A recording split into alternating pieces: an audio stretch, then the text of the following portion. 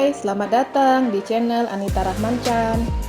Dukung channelku ya dengan cara subscribe, like, comment, and share sebanyak-banyaknya ya. Satu lagi, bunyikan loncengnya agar kalian dapat update terbaru dari novelku. Terima kasih.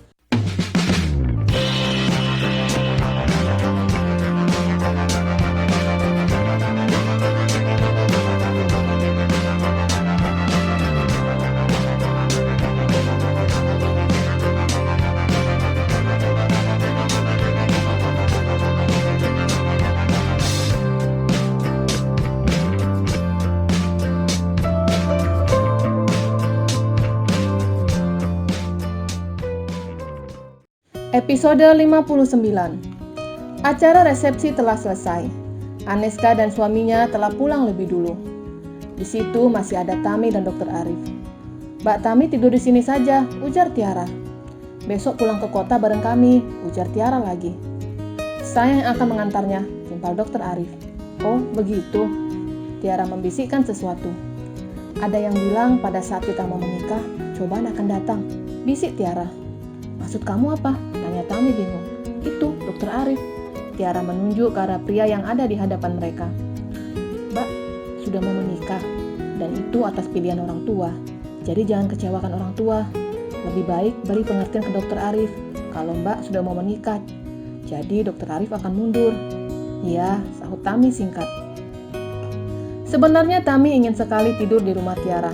Dengan tidur di rumah temannya, akan mudah baginya menghindari tidur bareng dengan suaminya. "Tami, ini sudah malam," ujar Dr. Arif sembari menunjuk jam di tangannya.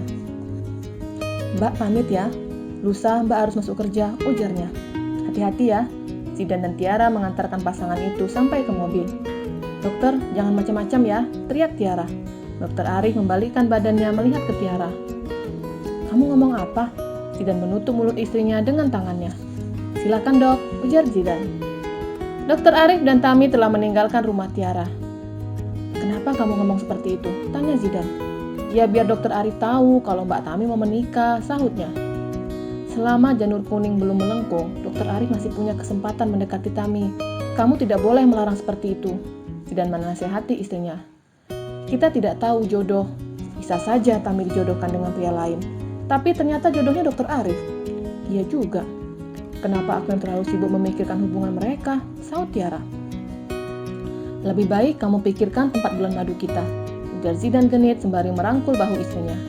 Tiara langsung melepaskan tangan suaminya dari bahunya, berjalan lebih cepat kembali ke rumah. Di dalam mobil Tami cepat terlelap. Acara resepsi pernikahannya dan acara temannya membuatnya cepat terlelap. Dr. Arif melirik istrinya yang terlelap sangat cepat. "Apa dia memang gampang tertidur?" gumamnya sembari menyetir.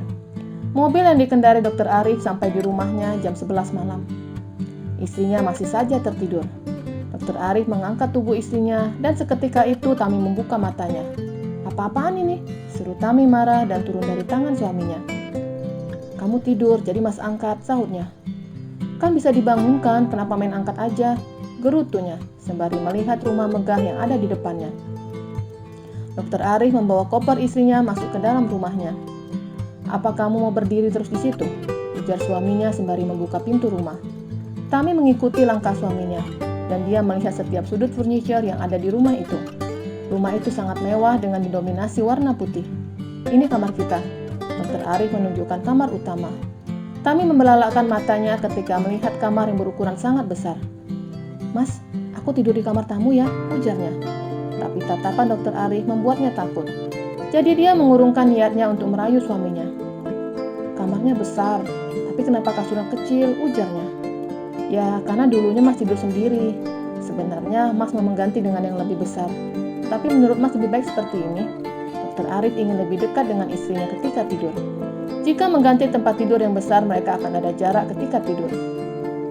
"Tapi, aku kalau tidur suka main tendang, malah bisa berputar," ujarnya bohong agar suaminya tidak mau tidur dengannya. "Sepertinya kamu sedang berbohong," ucapan suaminya membuat Tami diam. "Semalam kamu tidur dari malam sampai pagi dengan posisi yang sama," ujar suaminya. Tami tersenyum kecut.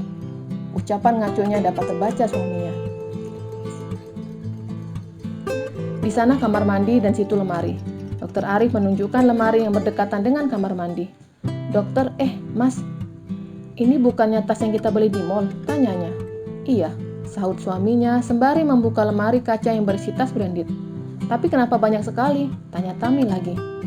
Karena seingatnya tas yang dibeli suaminya ada beberapa buah.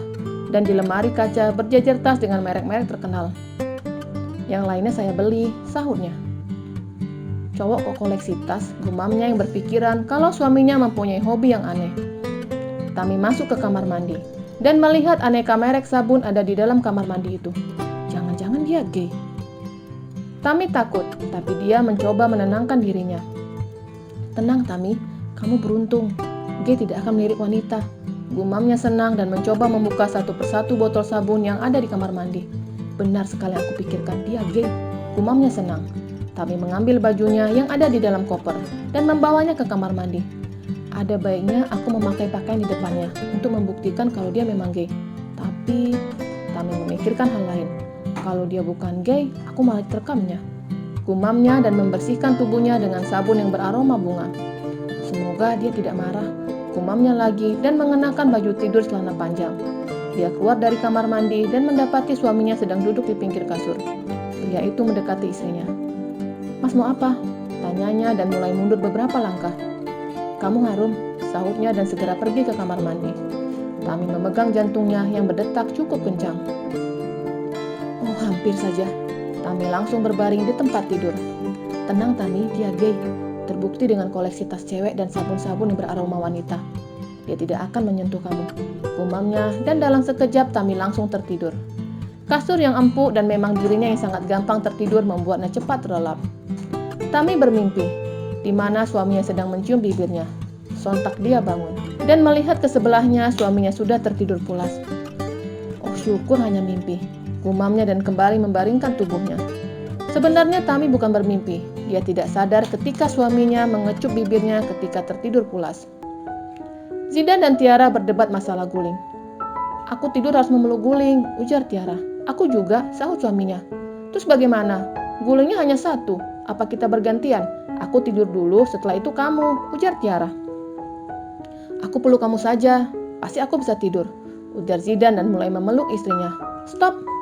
Tiara menepis tangan suaminya. Ayolah, aku hanya memeluk kamu, apa tidak boleh? Tanya Zidan. Tapi jangan nakal ya, ujar Tiara.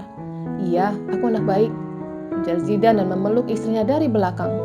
Tiara merasa ada yang mengganjal di bagian belakangnya. Duh, ada yang mengeras di bagian belakang. Tiara panik. Dia memutar posisi tidurnya dengan cara telentang.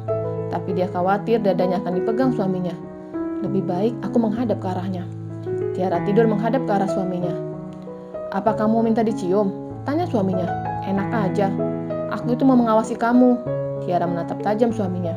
Tapi suaminya memejamkan matanya sembari memeluk badannya. Tiara terus menatap suaminya dan terdengar napas yang teratur. Dia sudah tidur. Tiara mulai menutup matanya.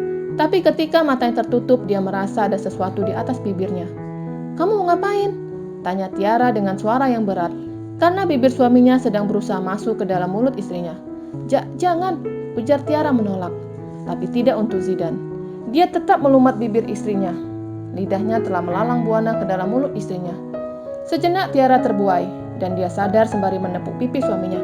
Cukup, Tiara menjauh. Kenapa kamu menciumku? Tanyanya marah. Ya aku tergoda dengan permen di depanku, sahut Zidan dan ingin mencium kembali bibir istrinya. Stop! Tiara mendorong tubuh suaminya. Istriku, kamu tidak pintar dalam berciuman. Jadi aku hanya mengajarkan kamu cara berciuman yang benar, jelas Zidan. Gak mau, nanti kamu minta yang aneh-aneh. Tiara menolak. Asalkan kamu tidak menggodaku.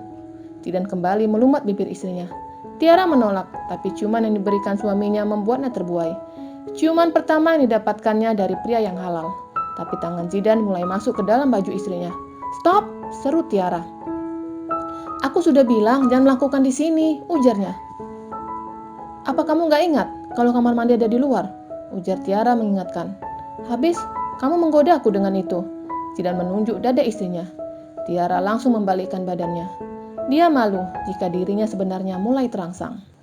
Tanisa kesal karena suaminya tidak melayaninya kemarin malam. Dan hari ini dia harus mendapatkan haknya. Dimas masih berada di ruang keluarga. Dia sengaja menonton TV hingga larut malam untuk menghindari keganasan istrinya.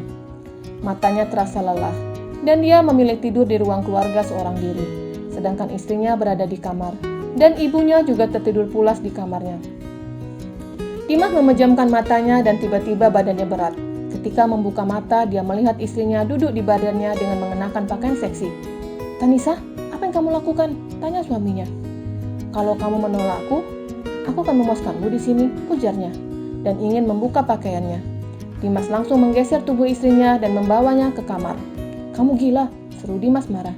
"Iya, aku tergila-gila dengan ini," ujar Tanisa sembari memegang adik suaminya. Tentu saja sentuhan itu membuat adiknya Dimas berdiri tegak. "Nah, sudah berdiri, ayo kita lakukan." Tanisa menarik tangan suaminya ke kasur. Menolak tidak mungkin, karena dia juga suka permainan istrinya.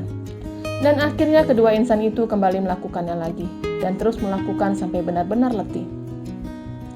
"Aku akan memuaskanmu, dan aku pastikan kamu jatuh cinta kepadaku," ujar Dimas di sela-sela aksinya.